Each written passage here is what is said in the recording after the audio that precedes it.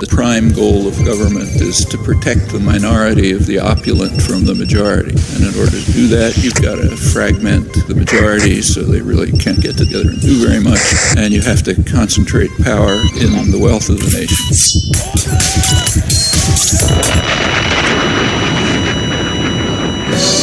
What's the use of a gun if you don't have your finger on the trigger? What's the use of a gun if you don't have your finger on the trigger? Michael Malice here, and let that be your welcome for the next hour. We're sitting here with Freddy Lim, Hi. heavy metal singer, Hi. Lead singer of the band Chthonic, and member of Taiwanese Parliament, Yes. and co-founder of the New Power Party. And we're going to talk about Taiwan, Taiwanese independence. And most of my audience doesn't know anything about Taiwan, like most Americans, right? So we're going to ask you some very basic questions. Because as I was telling you before, as my audience knows, my background is in North Korea. Yeah. I read an interview with you, and you had a very similar upbringing to some of the people I've met, which is this. Growing up in North Korea, they're taught that the Americans started the Korean War. And when they learn that Kim Il-sung is the one who started it, it blows their mind. Now, you, growing up in Taiwan, had a similar upbringing, that you were taught from a young age things that simply weren't true. Yeah. When I was young, I was being taught that we have been taught mostly the history of China and the history of the ideology of the Chinese nationalists, which called KMT Party, who ruled Taiwan for decades of years. Yeah. Yeah. So we have been taught to look down to Taiwanese culture, and we have been banned to speak in Taiwanese in schools, and we have been taught the different, totally opposite version of the history of Taiwan. So yeah, in my age, I think most of the young people now in Taiwan, they got all kinds of information, free information everywhere. Right. So of course they don't have to be through the same process like I have been through. I have to discover the real history, have to look for the information in the library, in more different resources that I can get. So tell me what you were taught growing up, and then what is the actual truth? When I was young, I've been taught that we fought against Japanese, and my people fought against Japanese. So all those during the World War II, all those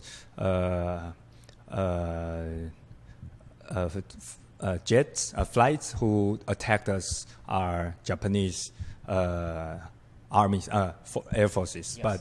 But then I realized that that's the totally opposite story, because Taiwan was a colonial territory under Japanese rule in Second World War II. So some of our ancestors or our grandparents, our relatives, they were even served as soldiers in Japanese army.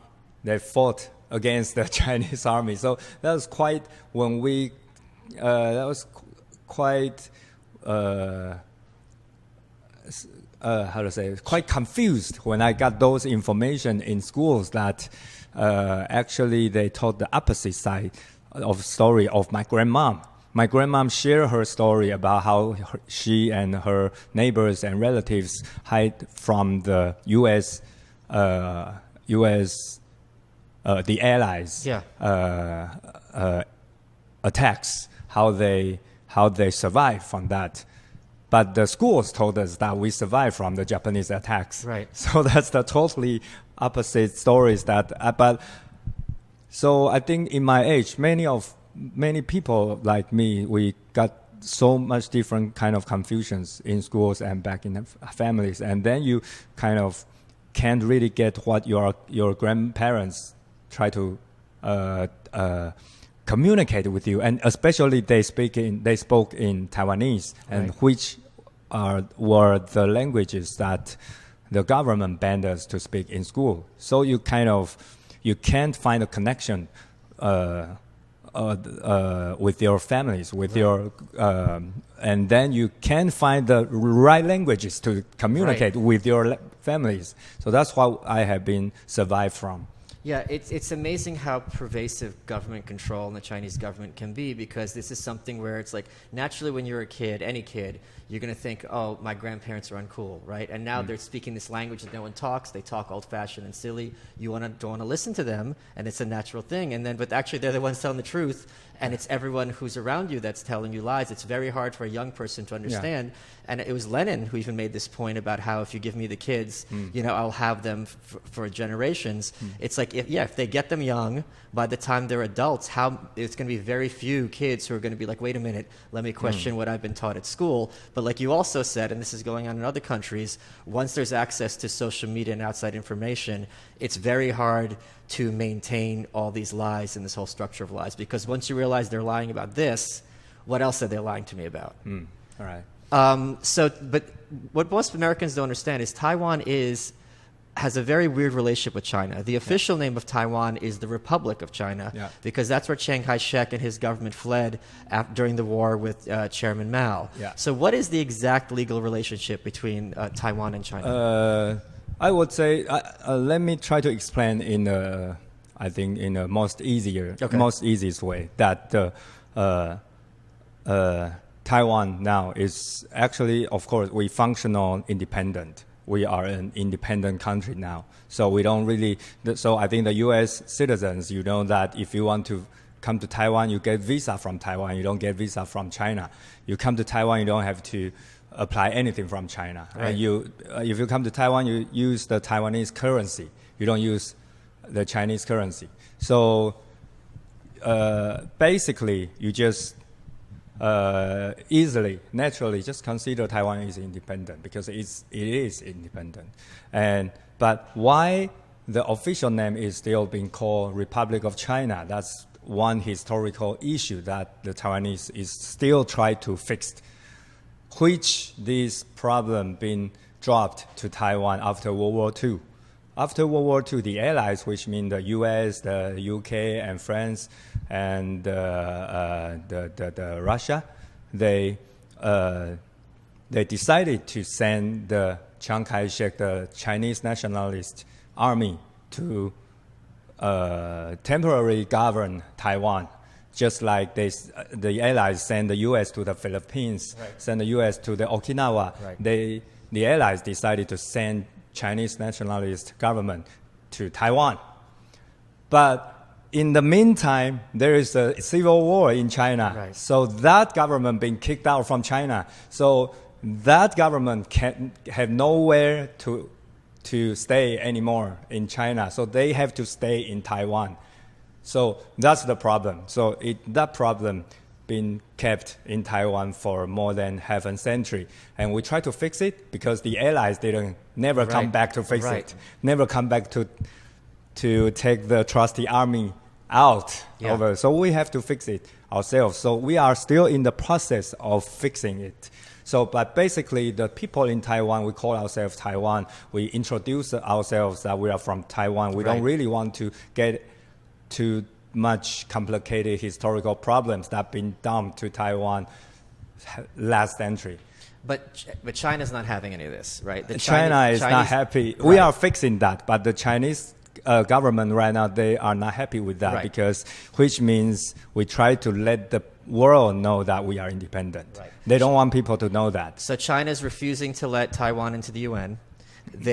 Any country that is doing diplomatic relationships with Taiwan, they're having problems with China. Yeah. So they're feeling very strongly that Taiwan is still, in some sense, Chinese property, and they have no problem using their enormous resources to push people around in this capacity. So I think China tried to do whatever they can do to confuse Taiwan, to confuse people about Taiwan, what is Taiwan do. So just like recently that they forced the airlines companies to change the destination, the the names of Taiwan, the title of Taiwan in those destinations. Like you have to, because most of the airline companies list Taiwan as a country. So if you want to fly to Taipei, you click Taipei, Taiwan. Yeah. But now China tried to force many airlines companies that to mark Taiwan as Taipei, China, to confuse people. So the people might confuse that, so Taipei is a part of Right. China. So if I'm flying to Taipei, which means I fly to China, but maybe there will be some people try to get visa from Chinese government, but it's totally it's just confusing people. But it can't change the truth that if you are going to Taiwan, get the visa in Taiwanese embassy, not the Chinese embassy. No matter how the airlines company been forced to change the destination. But this is very smart on their part because I mean, you could see why people would be confused, and they're trying to make it out that Taiwan is basically Hong Kong. Yeah. And even though it's a different system, it's all part of the People's Republic of China. Yeah, which they is try not, to confuse people in Right. that way. Yeah. I mean, so let me ask you this. I was born in the Soviet Union. How do you feel when you see young people wearing shirts with like Che Guevara or Mao on them? This is a very difficult question for me because actually, if we don't go too deep in this question, I would say it's just part of the pop culture, and the people get used to I think the pop culture try to explain histories in a very simple way. Yeah, no matter in movies, in music, in all kinds of pop cultural industries.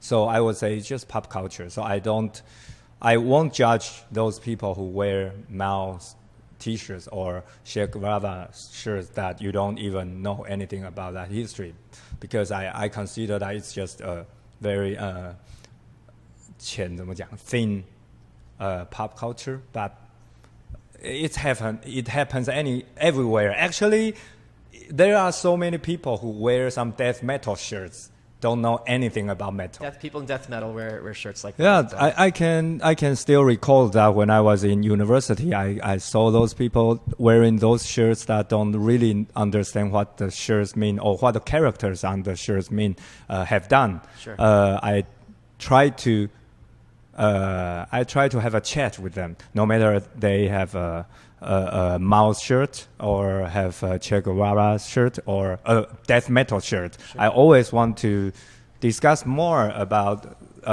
what do they understand or not. But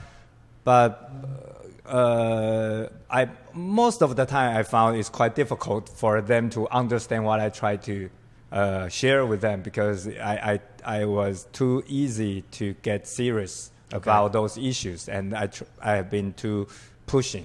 And then so I kind of get used to that. Okay, that's just a part of pop culture, so I don't want to have a lecture for them. But basically, if I have a chance like having chat with you, I hope people can have always can share the feeling of empathy for more people and try to know more about the issues that you might not understand, but you might hurt people. Yeah. You might, those people, if you know what they have done, you might not worship them.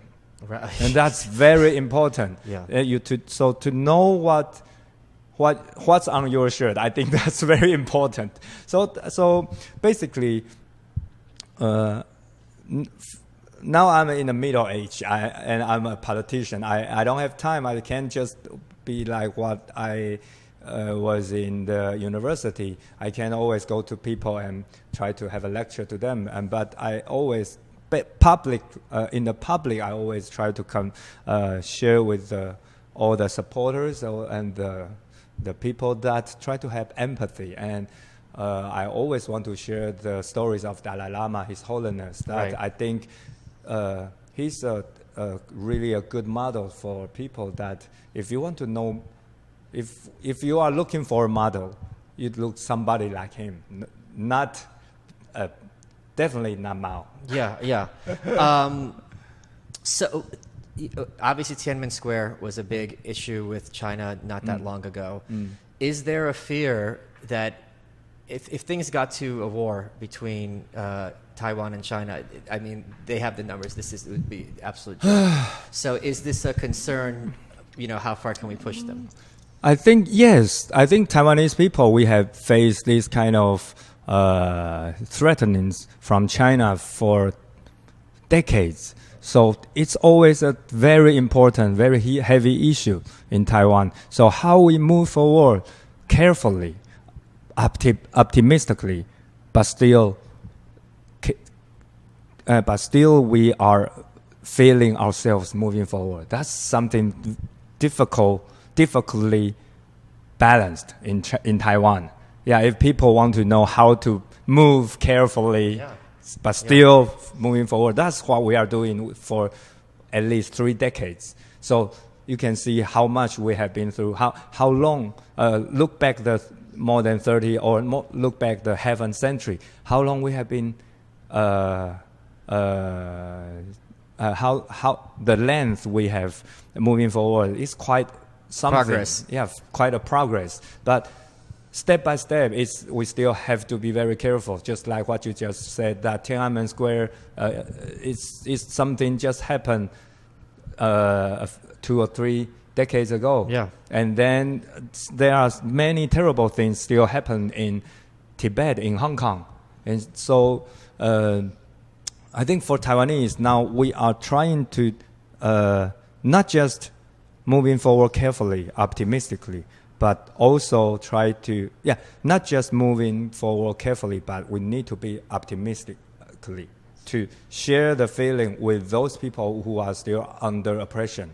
Especially there have been so many Tibetans and Chinese human rights activists and Hong Kong people come to Taiwan to observe, to feel what's democracy about. And I think if Taiwan is too pessimistic, then how we can inspire more people? Yeah. So always in Taiwan, when I'm in Taiwan, I always feel frustrated. I always feel that we are stuck here. We are going nowhere. But every time when I go abroad and to meet with more people, I always feel that no, we are still moving forward. We need to be optimistic and to inspire more people who are suffering from worse situation than us.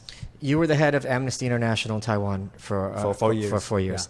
Yeah. How do you, and you know, my background also is very much fighting for human rights and so on and so forth. I was on Fox when they were having the Singapore meeting with President Trump and Kim Jong-un, and they said to me, what's your biggest concern about the meeting? And I said, the continued enslavement of the North Korean people. That's always my concern, is what's happening to people. Yeah. How do you feel when you see people in the West talk about how oppressed and bad they are when you've seen real oppression and how bad things can actually get? 他的意思是什么？你可以解释。Again, sorry. Okay. Yeah. So what, you were head of Amnesty International for 4 years. Yeah. So you know human rights and how bad it can be, especially in Southeast Asia, the human rights abuses, the Pol Pot. I mean, obviously that was before our time, but I mean, these were huge atrocities.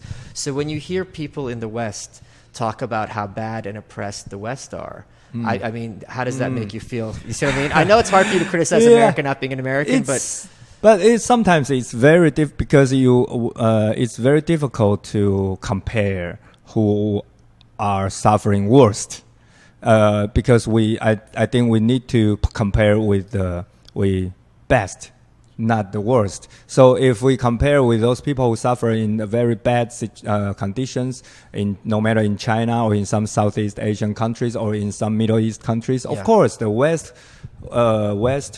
countries that have very much better conditions, living conditions and human rights protections in your societies. But we can still see those like refugee issues and all different kinds of issues that the advanced countries are facing, have difficulties. Because the refugees don't go to Middle East because they are from there. Right. They don't go to the Southeast Asians. So they go to the developed, advanced countries, and the advanced countries still need to try to learn from those countries who are suffering from the worst cases to think about what you can do better. Because you are like an inspiration. Like what I just said, that Taiwan might be an inspiration for Hong Kong, for Tibet, but the Western countries are much more inspiration for more countries from worst cases. So I think if the human beings are a family, if we are united together like a village, I think the people in the West can consider that that you have more ability to support people, to help people, and to with more with this direction that you do more, you can inspire more people in different parts of the world to do more.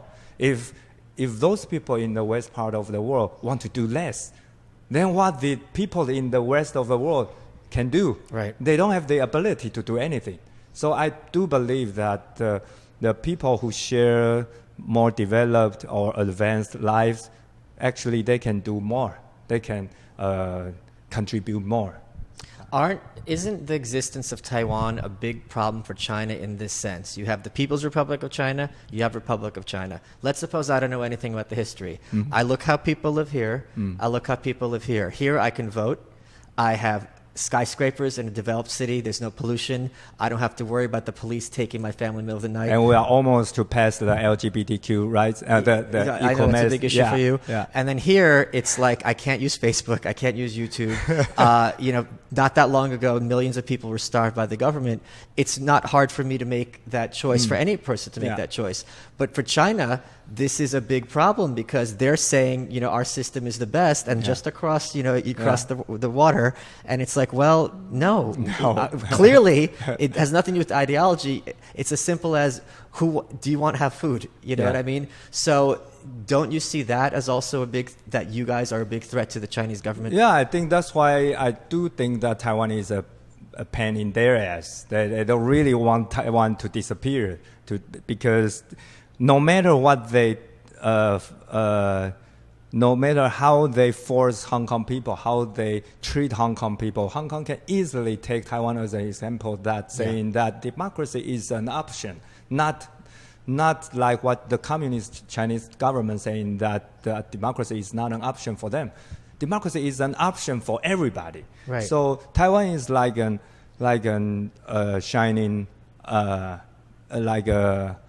shining candle for so many different the citizens and the nations, people who are under oppression from Chinese government. So I do believe that the Chinese government hates us a lot, and I think that's why we need to. But they're right to. I mean, you're showing that they're liars. Yeah. Without even saying anything. Like, just come to my house. Look. Yeah. So that's that you just said. That I think that's very important, because the existence of Taiwan is so important that.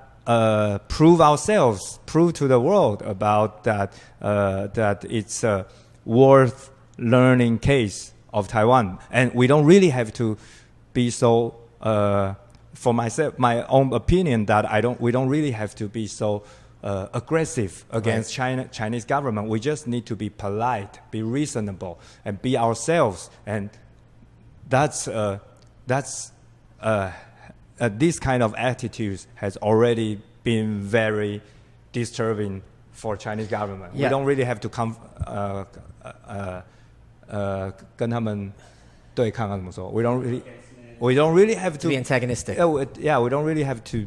We just be ourselves and be polite. And my friend who's in Singapore sent me the question. He said, so it's very much divided by age. So the older people might have more allegiance to China, whereas the younger people are much more for Taiwanese independence. What do we have in common with them? Even if we spoke the same language, which we don't, it's like their cultures are completely different. Why are we the same? So he says the advice he would give to you is you're just going to have to wait. And, this is something that's going to happen kind of naturally without any idea of conflict. Do you think that's a good strategy? I think not just, I think yes.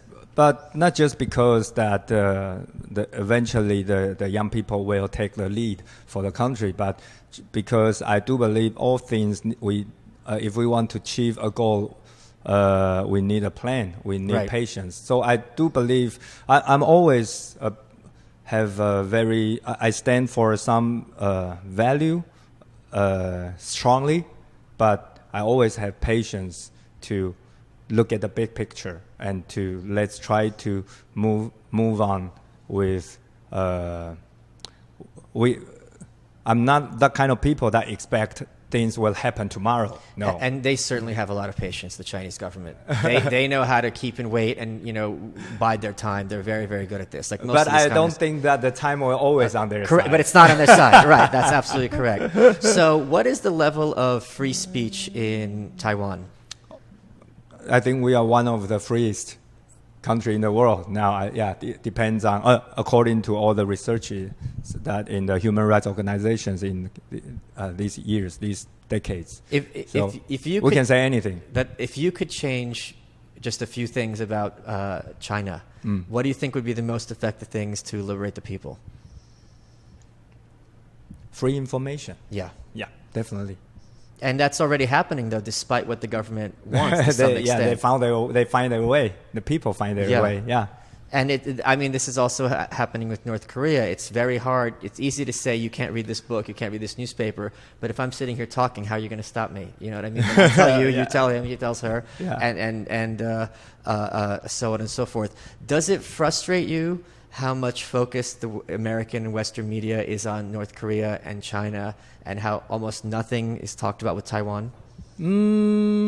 Not really, because I think the compared to the conditions the North Korean people have suffered from. Oh, yeah. Of course, although we are even in Taiwan, we can do something like when I was the chair of Amnesty International, we try to help some North Korean cases as well. So basically, I think Taiwan should. We have the ability to support, to help the international community to contribute more to help the people in North Korea or the people in Middle East. So I would say that the thing frustrates me is not the world. It is not how the world not discussed about Taiwan, but North Korea. The thing that frustrates me more is that the world not always open a space for Taiwanese to help. Okay. We are trying to contribute ourselves in all different international organizations, no matter the environmental protection or the human rights issues or the health issues. All those issues we have ability to help, although we have been isolated from international society. But please let us help. So I would say that that it frustrates me more. Yeah. Does it bother you how close you see President Trump being with China, or do you think this is a function of it's smart to play diplomacy as opposed to antagonism? This is very difficult for me to say. Yeah, as a Taiwanese MP, no matter who's the ruling party in the United States, I have to be polite and optimistic. Sure. But basically, I would say. But hold on, I'm going to say, I had this tweet, I always say this, I go, when you're discussing politics, anything that's said before but you can ignore. So it's like, blah, blah, blah, but, so let's get to the truth, but here we go. Yeah, you got the point. I got it.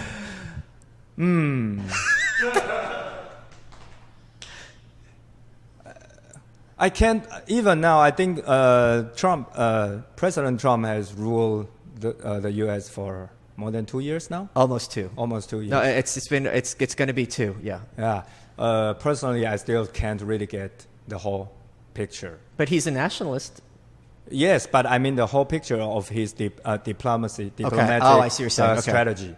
I can't really see the big picture. So I would say that I carefully, I always want our government, the Taiwanese government, to be very careful to deal with the government in the U.S. right now to make sure that what we can how to strengthen both sides' interests, not being sacrificed for dealing with some international issues, because we are not in the international stage. We have been isolated in so many different international stages. So how we can protect our interests internationally, but still strengthen the relations with the U.S. That's quite important for us. So we can't be too naive, can't be too optimistic. We have to be very careful. And you also can't be too aggressive. No, we can't. Because you don't have that position. So the main party in Taiwan are they're kind of they used to, at least, they've toned it down a little bit, want reunification with China to some extent, right? They're much closer to them. You mean the previous one? Yeah. Yeah. So you're this young guy, heavy metal singer, ponytail. Do they take you seriously, or do they, how do they treat you? You mean the old government, the previous one? Yeah. The one who that is a very conservative and pro-China party called KMT, and during the campaign, when I ran in my campaign, they didn't. I think they criticized me a lot about my outlook, about my ponytail, my tattoos, even my lyrics, my way of screaming and growling. They criticize a lot on that in the TV shows. Okay. They can't really go deep in go to the deep discussions. I was just like, look at this guy. He's got tattoos. You don't want to be in parliament. The KMT politicians even said that, anybody can scream like him. I sing much better than him. You should come to my concerts. That's pretty funny, though. That kind of discussions actually, I think, make the young people want to support me more. Of course. Yeah, because those discussions were too ridiculous. So, but I think after I won the election, then there have been many politicians of the many MPs in that party now are my colleagues in the parliament. They treat me very nice. I don't know if they will be like what they have been when I rerun next year. But so far, I think after I won the election, many of them, they treat me quite good. I didn't expect that. Well, I think, first of all, I think everyone likes a winner. That's one, right? And two is, once they talk to you and they see that you have actual ideas and new ideas, it's hard to dismiss someone like that because you're obviously not, some corporate puppet or something. But of course, some of them, they might be too conservative, or they might just... But it could be that their grandkids like you, and it's like, okay, maybe he's not so bad. Actually, there are kidding. some MPs that from KMT that always want to have pictures with me and saying that they want to send to their grandkids, and some I would say I call some old MP in KMT always came to me, asked me that if I want to remove my tattoos, her brother is a very good doctor, can help me to remove all my tattoos. I don't know why she think that she's trying to be nice. She's trying to be nice, but which means I feel awkward that why you always think that I want to remove my tattoo. Well, as if it was a mistake. Like you fell asleep and you're like, what is this on my arm? But they try to be nice now. Okay, I'm going to ask you a joke question. Now, usually when I have a joke question, I don't tell people it's a joke, but since there's a little bit of a language barrier, you got your name from Freddy Krueger. Yes. Why Freddy Krueger? I liked horror movies a lot when I was young. So I always watched horror movies in the midnight by myself, actually, in the living room. So all my families, they are sleeping. But I watched the horror movies by myself. And A Nightmare on Elm Street is the best. Used to be the best. Yeah, not anymore. So if Freddy Krueger is such a bad guy, why isn't he in jail? So how pervasive is American culture in Taiwan? I say very influential. You can see how the box office shows that all the Hollywood movies have very good records, very good results in Taiwan, and so even now, even nowadays, so compared to the population, Taiwan is a population of 23 millions. I think we let your businessmen earn a lot of money, and our young people really share a lot of fun interest from your pop culture. Yeah. So I learned actually. I can remember before the interview asked me where did I learn my English. Actually, I would say I learned my English from from all the rock bands in the U.S. Yeah, all the pop culture. So, you're a heavy metal singer, death metal singer. Who is the band that you like that you're most embarrassed to admit that you like? Everyone has some band that's a guilty pleasure that it's like, oh God, if people knew about this, I'd be so embarrassed. I know it's probably the Carpenters at least. You must like the Carpenters. No? No. Okay. No, the Carpenters. They're but okay. I would say You know who it is. Don't get all politician with me. You know exactly who it is. You don't want to say. Who is it? I can't really remember what's the. It's a 三个女生唱歌的. That's three choir. What, the Spice Girls? No. The Wilson Phillips? Three choir girls? Choir girls and very old and. The Shangri-Las? Oh, Not the very Supremes? old, when I was in high school, they were very popular. Three white girls. White girls. From the America? America. It's not Wilson Phillips? That's the only one I could think of. The Indigo Girls? That's two of them. No. What's one of their songs? Let me. The Dixie Chicks? No. Good guess. No, we're going to get this. We're not stopping until we have the answer. I didn't. Bananarama? Can I not just? Wait, take the mic. Take the mic. Wait. Can I?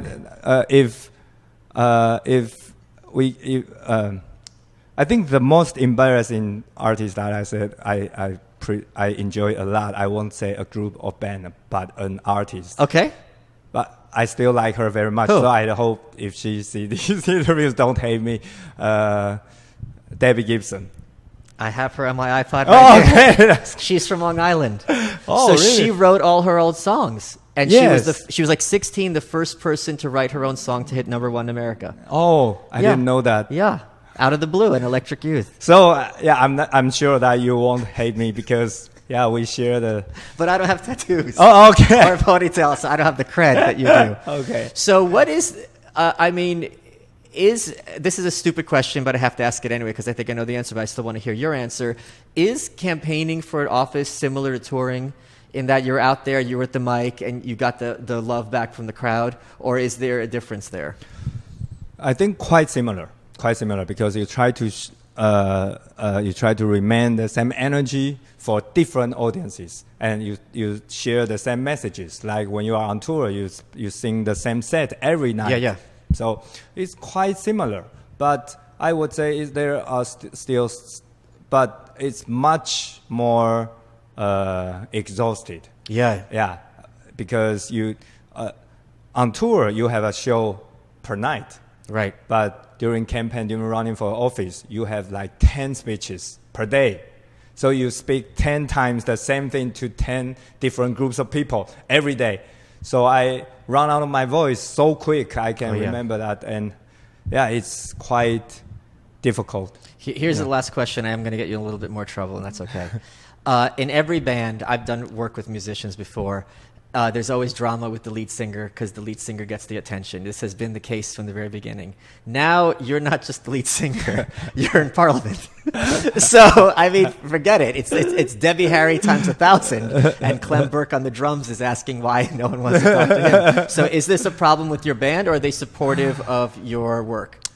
I think because 5 of us, we share the same idea, political idea. So they quite support me to when I decided to run for office, they have been quite support. But after I got elected, they just realized that, wow, which means This is real. yeah, this is real. He's going to have a staff and and an office. their career just stopped. Right.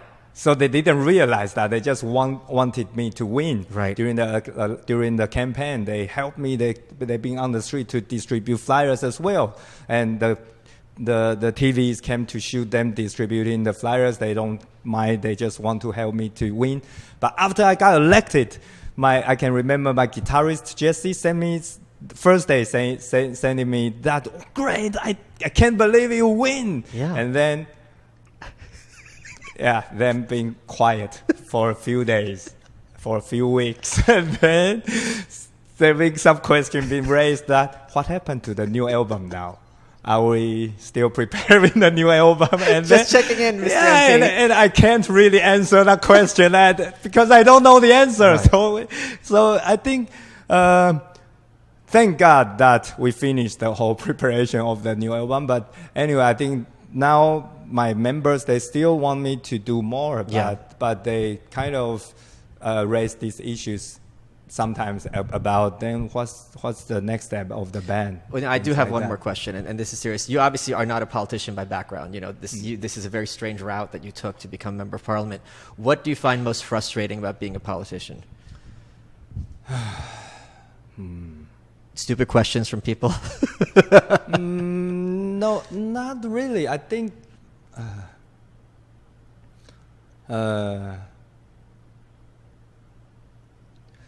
I don't know if Wearing the frustration. suits? I don't know. No. I'm okay with that. But I don't know if I want to use the word frustrate.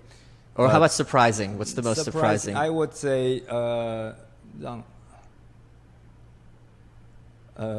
maybe I would say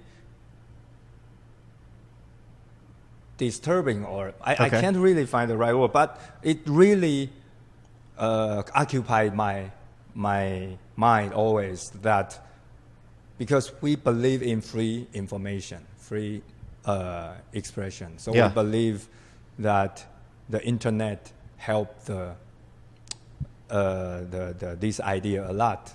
So this is very similar to the pirate parties in various different countries. But nowadays, especially now in the recent years, you can see that the rumors or the wrong messages have been spread much faster than before. So then sometimes you don't know how to stop that. Right. How to make more people to and it make the 民粹怎么讲 popularity populist populist, yeah, make those kind of politicians much easier. I see what you're saying. Yeah.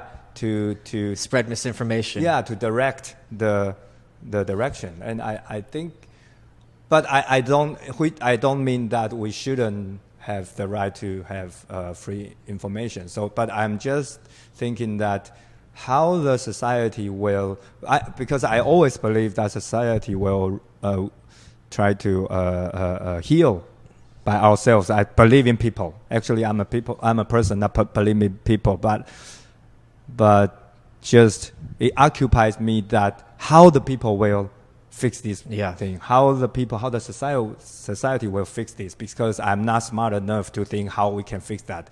But somehow I think the people will find a way. Yeah. Oh, Freddie, thank you so much for Thank taking you. the time. This was an absolutely amazing interview. I'll see you all next week. You are welcome. What's the use of a